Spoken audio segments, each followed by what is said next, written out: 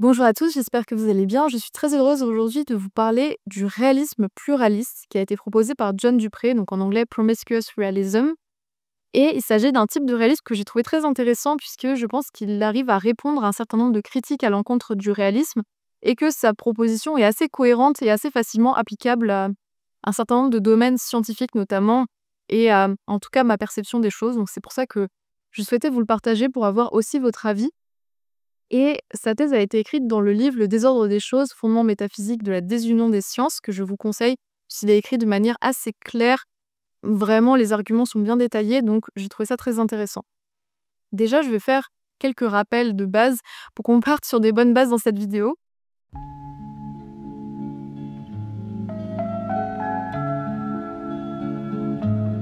Bon, déjà, je vais rappeler ce que c'est que le réalisme métaphysique. Et d'ailleurs, je suis un peu dégoûtée de parler de métaphysique sur ma chaîne, alors que je pense que la métaphysique est l'un des pires domaines en philosophie, puisque je pense que nous n'avons absolument pas accès à la structure et à la nature du monde. Mais bon, ce n'est pas grave. Je trouve ce domaine quand même intéressant. Et le réalisme métaphysique, disons que il y a deux clauses principales. Déjà, nous parlons de la structure du monde. Et cette structure du monde, donc le monde serait potentiellement découpé.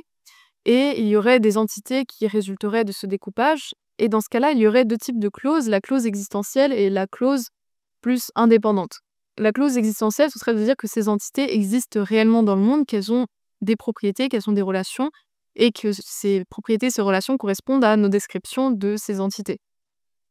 Après, la deuxième clause, la clause de l'indépendance, c'est le fait de dire que ces entités existent de manière indépendante de l'esprit humain, indépendante de notre langage, indépendante de nos perceptions. Donc il y a différents courants, différentes positions qui peuvent être vraiment assez variées. Mais John Dupré, lui, s'inclut dans le réalisme métaphysique, grâce à sa position de réalisme pluraliste que je détaillerai par la suite. Et John Dupré va également parler d'espèces naturelles, donc je vais définir ce que c'est qu'une espèce naturelle, même si j'ai fait toute une vidéo là-dessus, donc je vous invite à aller la voir. Une espèce naturelle, globalement, si l'on découpe le monde à ses jointures, il va naître un certain nombre de catégories, et ces catégories, ce sont des espèces naturelles.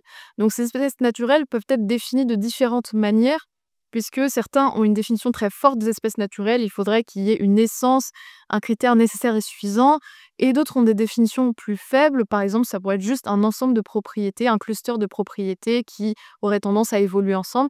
Donc ça dépend vraiment des auteurs et de leur perception, et ça dépend aussi des domaines, puisque en général, on a des exigences qui sont plus fortes, par exemple en chimie qu'en biologie, puisque la manière dont la nature a de se structurer n'est pas la même. John Dupré, lui, concernant les espèces naturelles, il va avoir tendance à dire que pour lui, c'est important que les frontières entre les espèces soient les plus nettes possibles, même si il n'adhère absolument pas à l'essentialisme. Mais en tout cas, il aimerait que les frontières soient les plus nettes possibles. Et il considère aussi que pour qu'une espèce soit une espèce naturelle, il faut l'avoir découverte et non qu'elle ait été construite par les humains. Donc le fait aussi de catégoriser un objet dans une espèce naturelle, ça devrait nous apprendre des choses sur cet objet, des propriétés, des relations qu'il a avec les autres objets, puisque les espèces naturelles sont inscrites dans les lois nomologiques.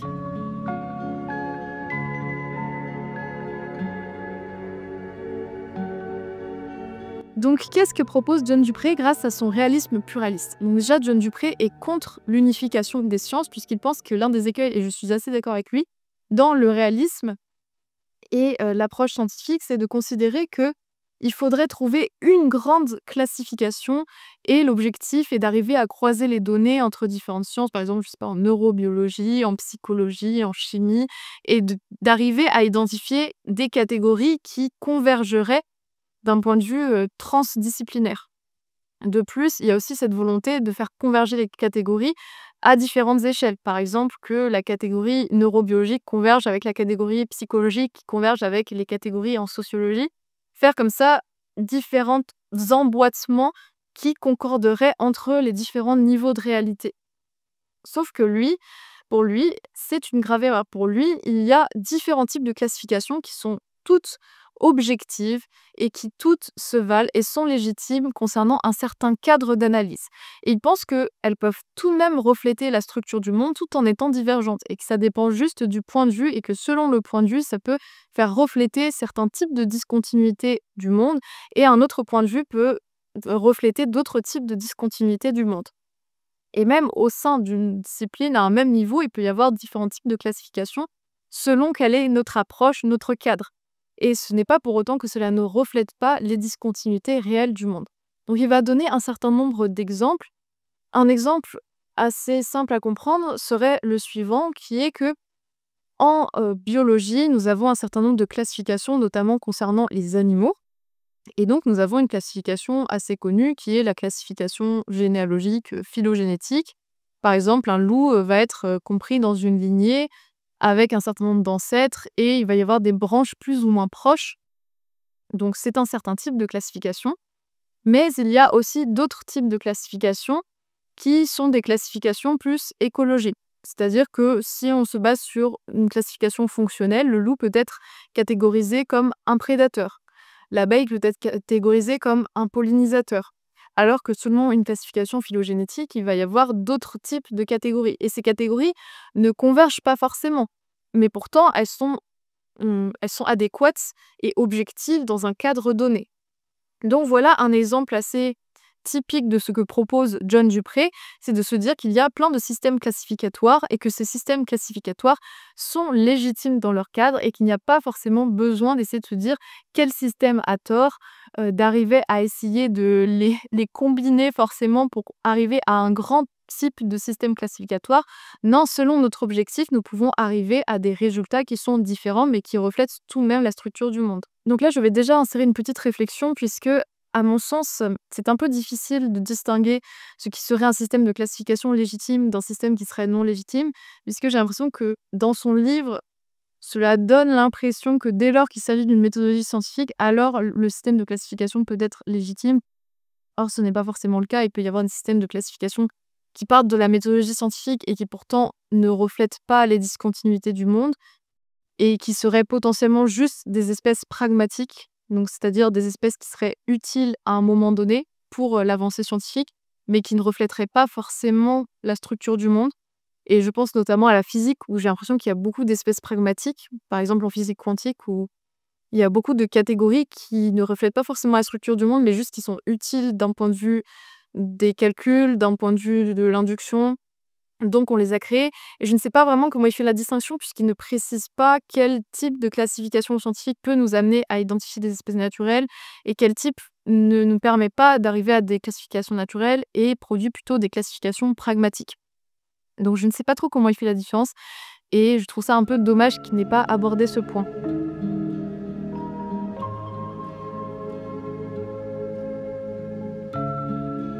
Un autre point que John Dupré va mettre en avant, c'est le fait qu'il y a un certain nombre de classifications qui peuvent résulter de différentes approches. Donc il y a l'approche scientifique, mais il y a aussi le langage ordinaire qui est une entreprise de classification, puisque lorsque je dis que le ciel est gris, par exemple, c'est de la classification de ce que je perçois. Ça ne correspond pas forcément à une espèce naturelle, même pas du tout, je pense. Mais disons que ça nous permet de classer le monde. Et c'est là que John Dupré va dire que de manière générale, la classification liée au langage ordinaire n'est pas du tout là pour servir les mêmes objectifs que la classification scientifique, puisque la classification liée au langage ordinaire répond à un certain nombre de besoins du quotidien, donc des besoins assez pragmatiques. Par exemple, le fait que nous identifions plus facilement certains types d'animaux et que nous classions plus facilement certains types d'animaux, comme la mouche tsetse, plutôt que d'autres types de mouches, c'est lié au fait que cette mouche est dangereuse pour nous. Le fait que nous classions plus facilement la distinction entre l'ail et l'oignon que entre d'autres types de plantes, c'est ces plantes ont un intérêt gustatif. Donc, il y a un certain nombre de classifications comme ça auxquelles nous allons accorder beaucoup d'importance, d'autres classifications auxquelles nous allons accorder peu d'importance. Et après, il y a aussi des classifications qui juste diffèrent totalement de la classification scientifique, puisque nous allons plutôt nous baser sur des stabilités du monde qui sont accessibles à travers nos sens directement. Par exemple, si je parle d'animaux, de plantes, la plupart des classifications concernant les animaux et les plantes étaient des classifications basées sur la morphologie, vu qu'il s'agit d'un critère qui est directement accessible. Alors que le critère phylogénétique n'est pas accessible lorsque l'on voit un animal euh, dans une forêt. Globalement, il faut que cette classification soit directement accessible. De même, concernant une maladie, la plupart des classifications étaient basées sur des symptômes visibles et non sur l'identification au microscope du microbe en question. Donc c'est pour cela que les classifications du langage ordinaire étaient vraiment basées sur des éléments accessibles et des éléments qui étaient relativement stables au fil du temps. Donc ceci étant dit, la classification scientifique essaie un petit peu de s'extraire de cet anthropocentrisme et aussi de cette praticité en identifiant les catégories les plus objectives possibles. Après, ça ne veut pas dire que l'on réussit grâce à la méthodologie scientifique à être les plus objectifs possibles, mais en tout cas, il y a une sorte d'importance égale qui essaie d'être donnée à tous les objets de cette classification. Il y a aussi cette volonté d'être le plus objectif possible et de ne pas créer des catégories juste par pragmatisme, par besoin. Donc voilà, il y a par exemple dans le langage ordinaire ce besoin de classer un poisson comestible d'un poisson décoratif, alors que ça ne correspond pas forcément à une espèce naturelle. Alors que concernant la classification scientifique, en général, c'est censé s'extraire juste des besoins pragmatiques humains et d'essayer de davantage correspondre à la notion d'espèce naturelle. Après, est-ce que la méthodologie scientifique arrive à ne créer que des espèces naturelles? Certainement que non. Mais disons qu'il y a plus de chances que ce soit par cette méthodologie que nous ayons accès aux espèces naturelles que par le langage ordinaire. Et c'est pour cela que John Dupré considère que, pour lui, les classifications du langage ordinaire et de la classification scientifique n'ont juste absolument pas les mêmes buts, et que l'objectif n'est pas de remplacer la classification du langage ordinaire par la classification scientifique, vu que la classification scientifique n'arriverait pas à répondre aux enjeux de la vie quotidienne, donc ce n'est absolument pas l'objectif. Et donc il se place contre les personnes qui ont cet objectif-là. Par exemple, je pense à la philosophie de la cognition, où il y a un certain nombre d'auteurs, de philosophes, je pense à Chuck Lance, qui ont tendance à vouloir supprimer les notions de psychologie naïve, par exemple la croyance, les désirs, ce genre de notions, en disant qu'il faudrait absolument utiliser des notions scientifiques pour parler de notre psychologie. Eh bien, il se place entièrement contre ce type de démarche. Voilà, c'est aussi une démarche réductionniste et se place aussi contre le réductionnisme, comme j'en parlerai par la suite. Mais disons que vous voyez un peu l'idée. Le fait de vouloir remplacer le langage ordinaire par du langage scientifique, pour lui, ce n'est absolument pas adapté à notre vie au quotidien et à nos besoins quotidiens.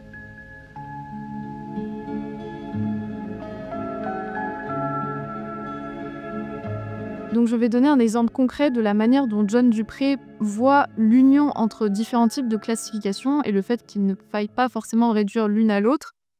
En biologie, notamment dans la classification des animaux et des plantes, il va parler de la classification morphologique, la classification évolutionnaire et la classification phylogénétique. Donc, qui sont toutes trois légitimes et toutes trois objectives. Déjà, la classification morphologique, c'est la classification dont je parlais précédemment, qui était surtout à l'œuvre dans l'ère pré-darwinienne, qui est la classification basée sur juste des critères morphologiques de plantes ou des animaux. Donc le fait d'observer leur spécificité morphologique, le fait que les oiseaux aient des ailes, des plumes, que les mammifères ne pondent pas d'œufs, ce genre d'observation que l'on peut faire.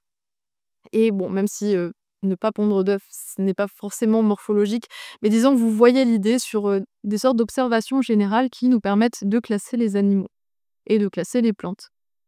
Donc ce type de classification qui était très à la mode de façon pré-darwinienne a quand même été perpétué par la suite, mais beaucoup plus affiné grâce à des méthodes numériques, grâce à des grosses bases de données, l'identification de fines différences morphologiques, ce qui a permis de créer des systèmes de ressemblance et de dissemblance entre un certain nombre de catégories d'animaux et de plantes. Donc voilà un certain type de classification qui se base sur des éléments objectifs, c'est-à-dire la morphologie.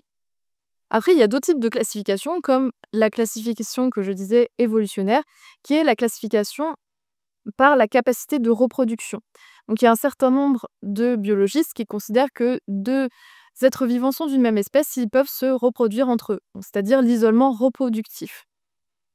Sauf que cette classification pose un certain nombre de problèmes, déjà parce qu'il y a des animaux qui sont asexués, et aussi parce que l'isolement reproductif entre les plantes est assez faible par rapport à l'isolement reproductif entre les animaux. Donc ce n'est pas forcément adapté en toutes circonstances. Et la troisième manière de classer les animaux et les plantes, c'est la phylogénétique, et notamment la cladistique, qui est la manière la plus courante de classer les animaux et les plantes en sciences. Donc pour la cladistique, il y a un certain nombre de clades. Donc les clades, ce sont le regroupement d'un ancêtre commun et de tous ses descendants, si c'est un clade monophylétique. Après, il y a des clades paraphylétiques où il y a un ancêtre commun et certains des descendants, mais pas tous les descendants. Et pour la cladistique stricte, il ne faudrait accepter que les clades qui seraient des clades monophylétiques. Donc, si je me base sur la cladistique stricte, je devrais dire que les oiseaux et les reptiles font partie d'un même clade puisqu'ils ont un même ancêtre qui est le théropode. Or, il se trouve que si l'on se base plus sur des critères morphologiques, instinctivement, nous n'avons pas spécialement envie de regrouper ensemble les oiseaux et les autres reptiles comme les crocodiles, les serpents, etc. Alors que selon ce type de classification, nous devrions les regrouper ensemble. Ce qui pose un certain nombre de dissonances entre les systèmes de classification qui ne se recoupent pas entre eux.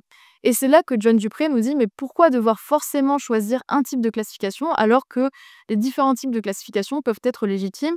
Donc lui, il essaie de trouver une sorte d'arrangement en se basant principalement sur le système phylogénétique et en se disant que dans les cas un peu ambigus, dans ce cas, on pourrait se dire allons faire appel à d'autres critères, comme le critère d'isolement reproductif, le critère de morphologie, des critères de fonction écologique. Et c'est là que l'on peut se baser sur différents types de classification pour affiner nos catégories sans nier certains types de classification et sans se baser uniquement sur un type de classification qui serait le type hégémonique.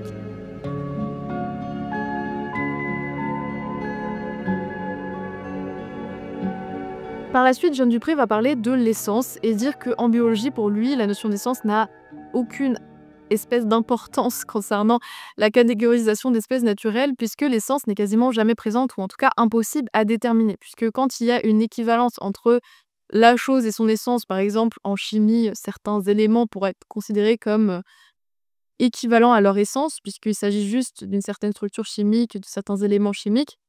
Mais en biologie, il dit que c'est bien plus complexe et que même s'il y avait des essences, il ne voit pas comment nous pourrions les identifier. Mais imaginons qu'il y ait des essences, il va créer une définition un peu plus large que celle que l'on connaît habituellement, qui est quelque chose de nécessaire et suffisant. Là, il va dire qu'une essence, c'est des propriétés minimales dont découleraient d'autres propriétés qui seraient aussi essentielles. De ce que j'ai compris. Je vous fais un énorme résumé. Donc si on prend le cas par exemple des écureuils, le fait qu'un écureuil soit gris, ce n'est pas une propriété qui découlerait d'une essence, puisqu'il y a des écureuils qui sont roux, d'autres qui sont noirs, alors que le fait qu'il ait une queue, cela pourrait être une propriété qui découle d'une essence et non une propriété accidentelle, puisque c'est quelque chose de presque automatique concernant les écureuils, le fait qu'ils développent une queue.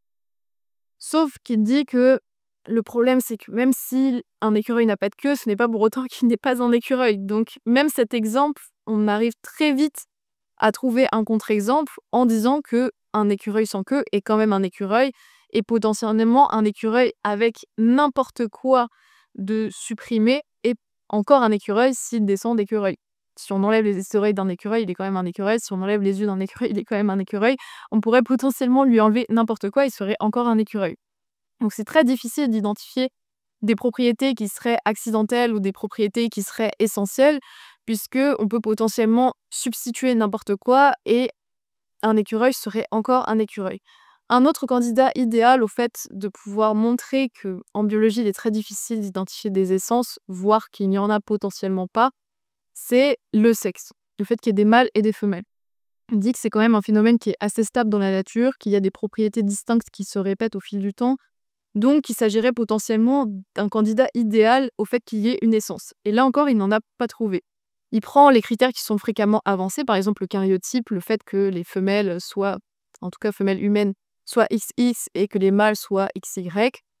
Et il dit qu'il s'agit d'un mauvais exemple, puisque aussi le fait que un être vivant, soit un mâle ou une femelle, était dépendant de son karyotype et qu'il y avait soit XX pour les femelles et XY pour les mâles, dans ce cas, il y a plein d'animaux qui ne correspondent pas à ce schéma.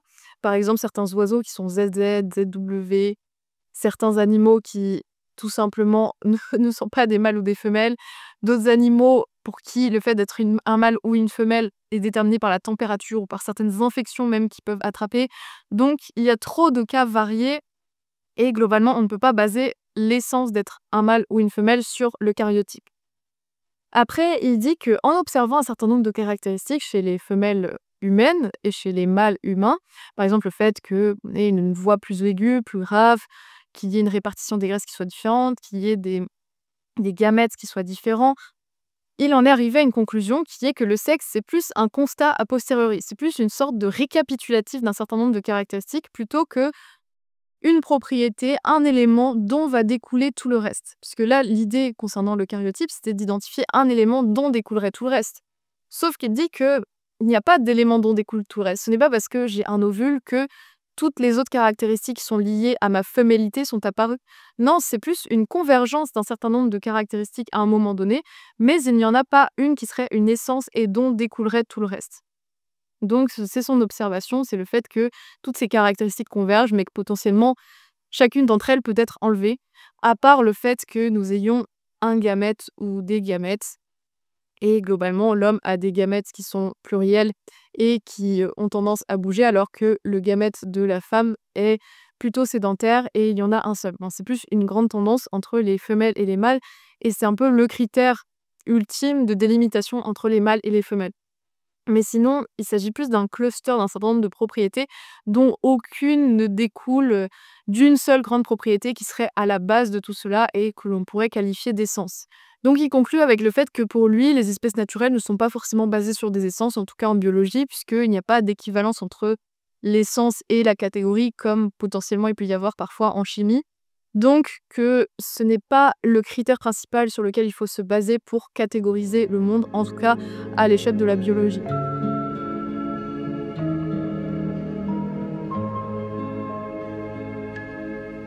Donc comme je le disais, le réalisme pluraliste de John Dupré n'est pas basé sur les essences, mais il n'est également pas réductionniste, puisque John Dupré, comme il est dans un réalisme pluraliste, il reconnaît chaque niveau d'application et chaque niveau de classification comme légitime. Et il va donner différents arguments pour contrer le réductionnisme.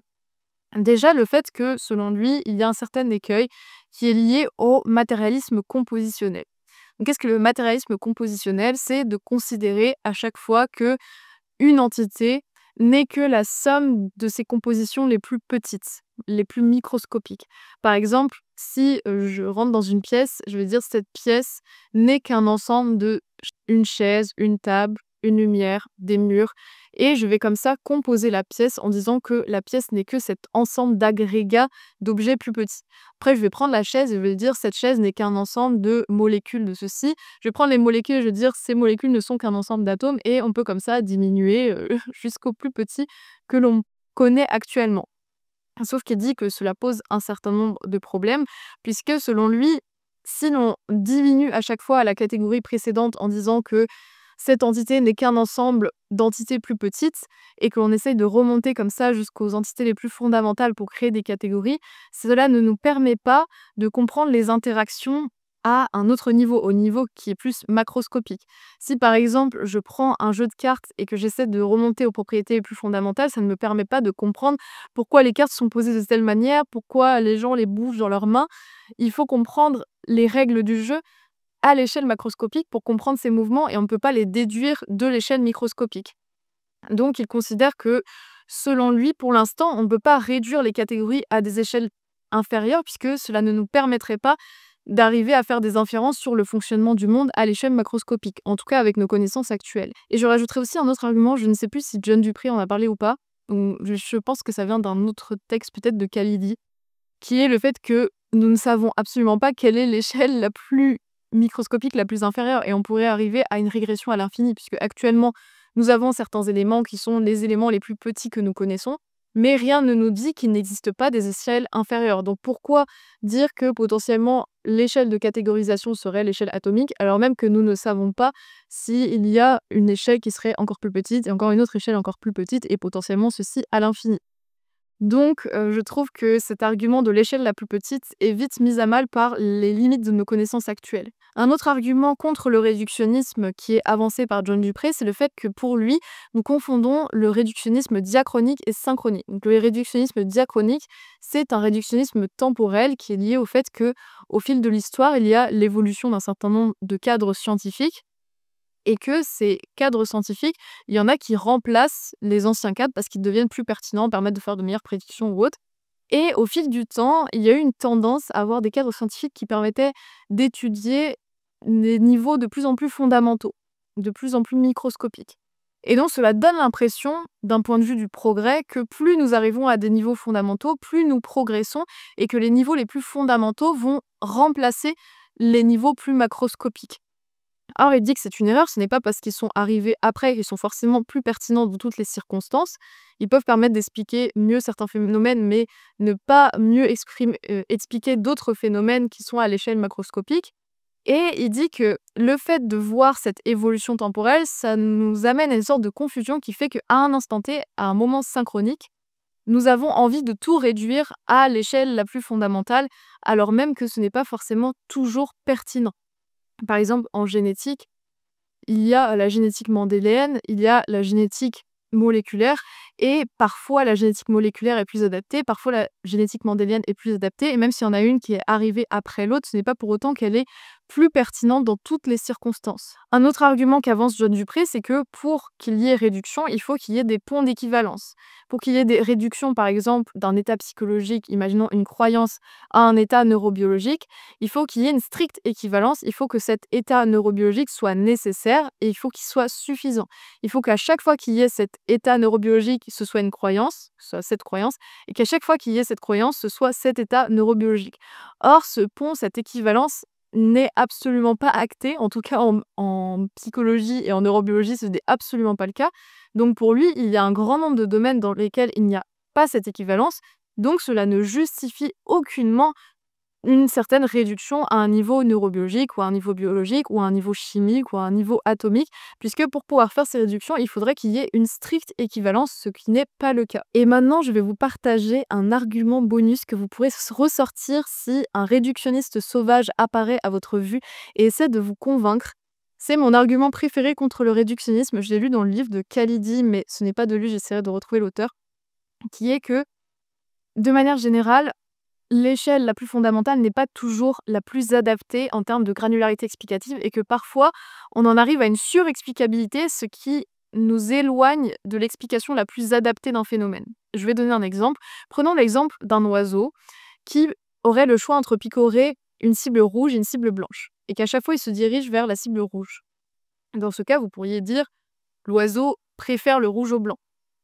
Et si vous commencez à dire l'oiseau préfère le bordeaux dièse 0,95 au blanc dièse 0,0, peut-être qu'il y a surexplicabilité et peut-être qu'il y a une granularité explicative qui est un peu trop détaillée par rapport à la situation et ce qui finalement vous éloigne de la meilleure explication puisque c'est tellement détaillé qu'on ne sait pas vraiment si l'oiseau a été attiré par ce type de rouge particulier. Donc il vaut mieux garder l'explication la plus adapté à ce que l'on observe, c'est-à-dire un comportement à l'échelle macroscopique sur un rouge et un blanc. Donc autant garder les catégories les plus générales possibles et ne pas aller dans une surexplication. Et c'est là que l'auteur qui a inventé cet argument dit que c'est un petit peu la même chose concernant les échelles les plus fondamentales. Parfois, on en arrive avec le réductionnisme à vouloir expliquer de manière extrêmement détaillée et fondamentale certains phénomènes, mais ce n'est pas toujours l'explication la plus adaptée en termes de granularité explicative, et peut-être que parfois, il vaut mieux avoir une explication à l'échelle macroscopique, et cette explication serait plus adaptée en termes de niveau de détail à la question qui est posée. Donc en conclusion, John Dupré est contre le réductionnisme puisque cela va à l'encontre de son ambition pluraliste qui est de reconnaître la pluralité des catégories et leur légitimité à chaque échelle, et l'échelle microscopique ne vaut pas plus que l'échelle macroscopique.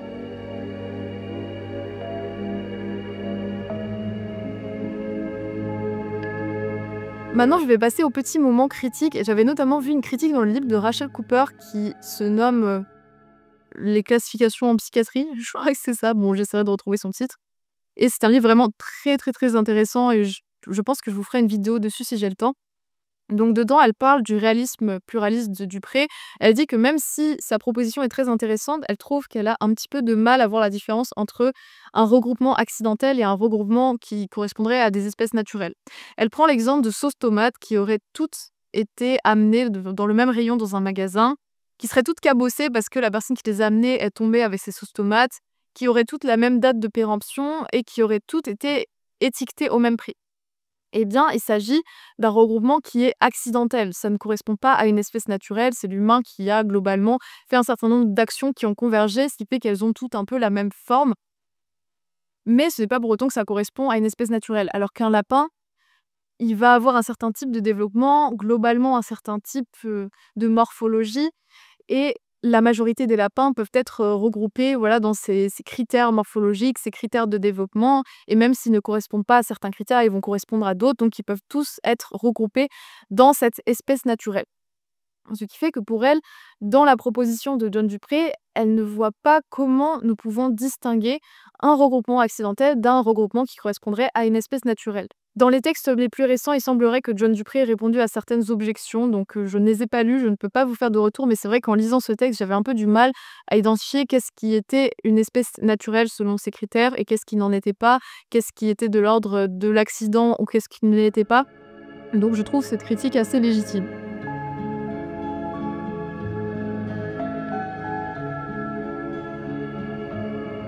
Cette vidéo touche à sa fin, j'espère qu'elle vous aura plu, n'hésitez pas à mettre un commentaire et je souhaitais aussi vous dire que potentiellement cette année je posterai moins de vidéos YouTube, je ne sais pas encore, mais j'ai rejoint par je ne sais quel miracle un master 2 de philosophie en parallèle de mon master de sciences cognitives, sauf qu'il faut que j'arrive à jongler entre les 2 emplois du temps et en plus je n'ai jamais fait de philosophie académique avant, donc il faut que j'arrive à apprendre à écrire de manière claire, ce qui est mon problème principal puisque jusqu'à maintenant, j'ai écrit juste des idées philosophiques pour moi-même, puisque j'étais la seule personne à me relire. Donc globalement, je ne faisais pas forcément d'efforts pour que ce soit compréhensible pour des personnes extérieures. Même si grâce à YouTube, j'ai essayé de faire quelques efforts pour arriver à transmettre mes idées, mais pour les transmettre avec finesse, il faut être extrêmement strict et rigoureux dans la manière d'écrire et je me rends compte que j'écris vraiment mal. Donc il y a beaucoup de travail à faire et ça va me prendre du temps, mais j'aimerais bien être fière du mémoire que je vais produire à la fin et que mon tuteur soit fier de moi aussi, au passage. En plus, il va y avoir la bourse de thèse puisque je vais potentiellement faire une thèse sur le sujet qui m'intéresse le plus, c'est-à-dire la conscience. Il y a plein d'éléments qui m'intéressent et vraiment je suis très contente si j'arrive à atteindre ces objectifs, je pense que mon objectif principal de vie sera atteint, donc je ne veux pas rater le coche. C'est pour ça que je vais beaucoup travailler cette année pour arriver à atteindre cet objectif-là, de faire la thèse sur la conscience et de finir ces mémoires en sciences cognitives et en philosophie. Mais après ça, l'été prochain, je pourrais vous faire un gros résumé de tous les sujets que j'ai abordés cette année et je pense que ça peut être potentiellement très intéressant. Donc j'ai hâte de vous partager tout ça. J'espère que ça vous plaira et je vous laisse sur ce.